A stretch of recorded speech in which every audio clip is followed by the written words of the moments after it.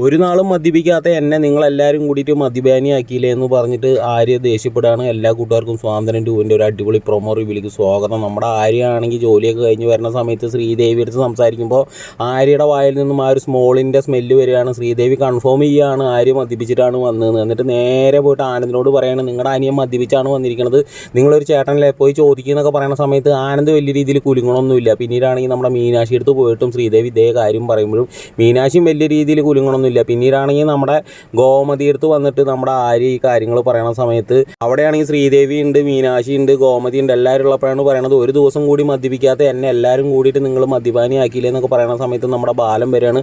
ബാലൻ പിന്നീട് അറിയുകയാണ് ഇങ്ങനെ മദ്യപിച്ചിട്ട് വന്നതിൻ്റെ ഒരു തർക്കമാണ് ഇവിടെ നടക്കണമെന്ന്. അപ്പോൾ ബാലനാണെങ്കിൽ പറയുന്നുണ്ട് നമ്മുടെ ആര്യ അടുത്ത്, എടാ നീ മദ്യപിച്ചിട്ടാണോ വന്നതെന്ന് ചോദിക്കുമ്പോൾ അല്ലാച്ചാന്ന് പറയാം. അങ്ങനെയാണെങ്കിൽ നീ എൻ്റെ മുഖത്തൊന്ന് ഊതറാന്ന് പറയുന്ന സമയത്ത് അത് വേണോ ഊതറാന്ന് പറഞ്ഞ് ദേഷ്യപ്പെടുകയാണ്. അങ്ങനെ ആര്യാണെങ്കിൽ പതുക്കെ വന്നിട്ട് ഇങ്ങനെ ഫൂന്ന് ഊതുകയാണ് കേട്ടോ. അപ്പോൾ ആര്യ കുടിച്ചിട്ടുണ്ടോ ഇല്ലയോ എന്നുള്ളത് നാളത്തെ എപ്പിസോഡിൽ അറിയാൻ പറ്റുള്ളൂ. നിങ്ങൾ എന്തായാലും ഒന്ന് ലൈക്ക് അടിച്ചിട്ടൊന്ന് സബ്സ്ക്രൈബ് ചെയ്തൊന്ന് സപ്പോർട്ട് ചെയ്യണേ.